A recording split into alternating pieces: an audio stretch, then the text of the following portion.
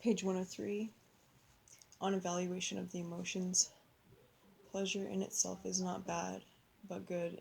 Contrariwise, pain in itself is bad. Mirth cannot be excessive, but is always good. Contrariwise, melancholy is always bad. Mirth is pleasure, which, in so far as it is referred to the body, consists in all parts of the body being affected equally.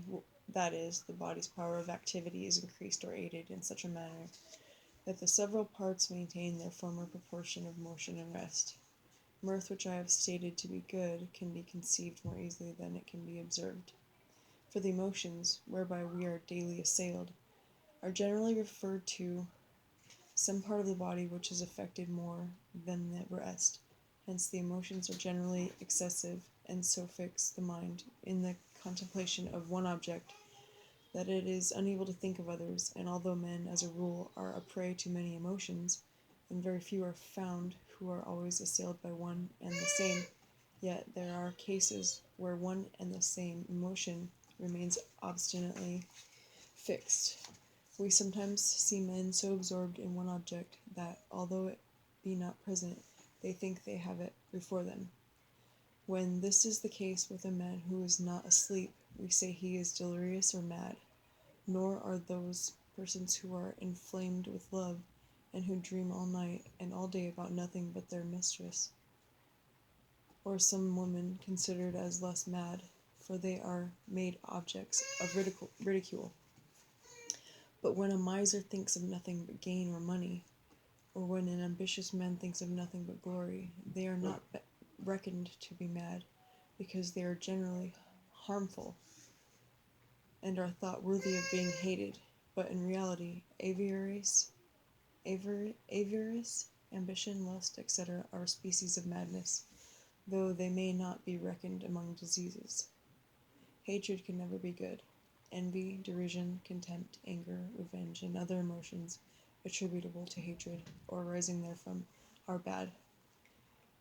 Being derision and laughter, I recognize a great difference.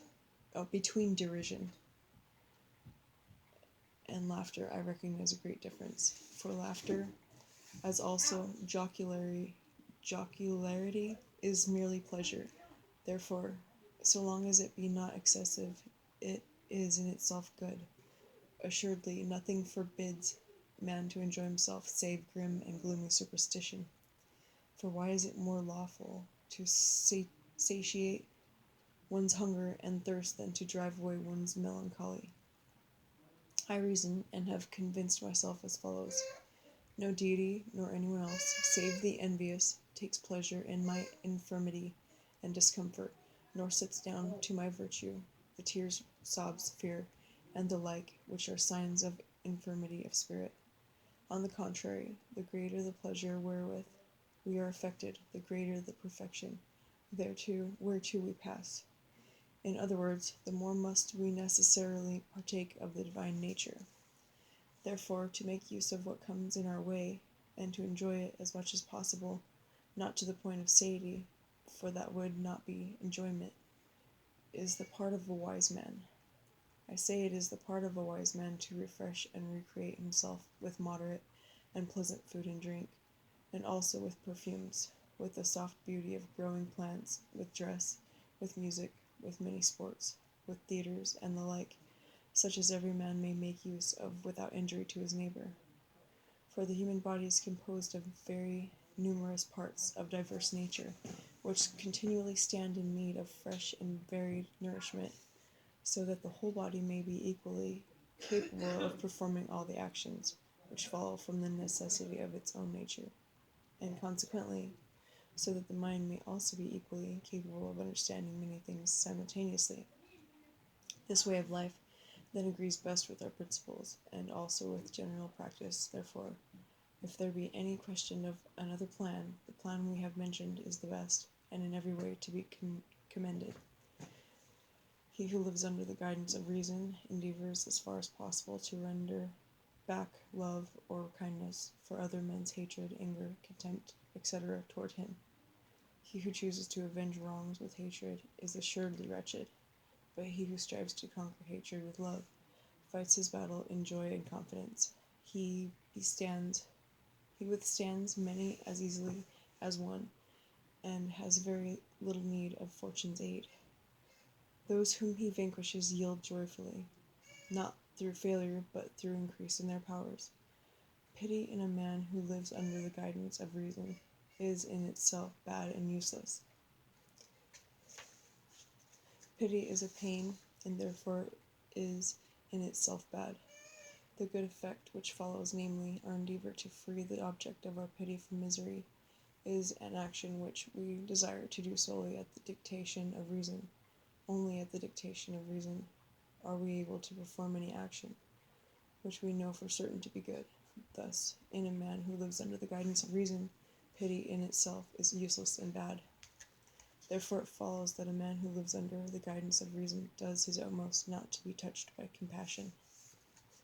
He who rightly realizes that all things follow from the necessity of the divine nature and come to pass in accordance with the eternal laws and rules of nature will not find anything worthy of hatred, derision, or contempt, nor will he bestow pity on anything, but to the utmost extent of human virtue he will endeavor to do well, as the saying is, and to rejoice.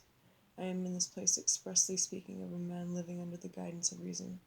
He who is moved to help others neither by reason nor by compassion is rightly styled inhuman, for he seems unlike a man.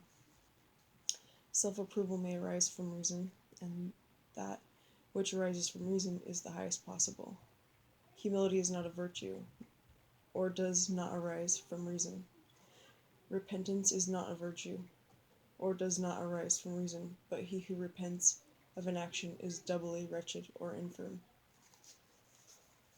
As men seldom live under the guidance of reason, these two emotions, namely humility and repentance, as also hope and fear, bring more good than harm. Hence, as we must sin, we had better sin in that direction, for if all men who are a prey to emotion were all equally proud, they would shrink from nothing and would fear nothing.